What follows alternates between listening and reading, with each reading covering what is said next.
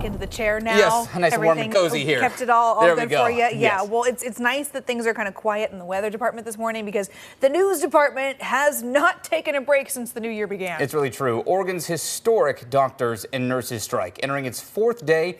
No end in sight at this point either. Providence Health says they're ready to begin negotiating at some hospitals, but claim the union wants to take an all or none approach. Emma Jerome has been following this story since the minute doctors and nurses first walked to the picket lines on Friday. Emma, the union tells us that's not quite accurate, this all or nothing approach to bargaining.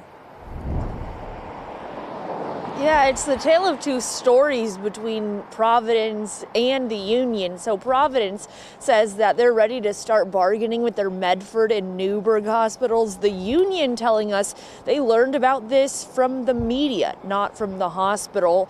But they also say that they are willing to negotiate one hospital at a time if that's what it takes, despite the hospital saying that the union has taken an all or nothing approach.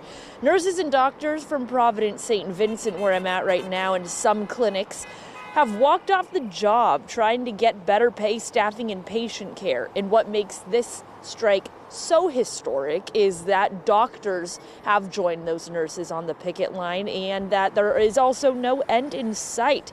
These doctors tell us current conditions make it challenging to treat patients.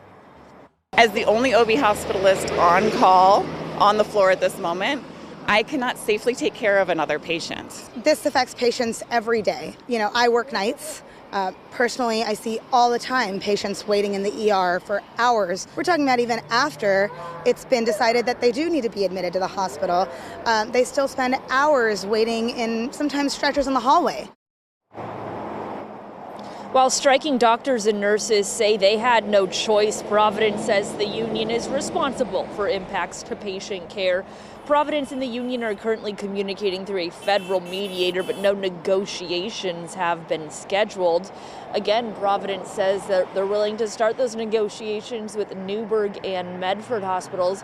In about an hour's time here, those strikers and their supporters will join the picket lines once again here in front of Providence St. Vincent, hoping to talk with one of them about why it's so important that they continue to hold pressure on the hospital and see what the hospital has to say this morning. Travis, Emily.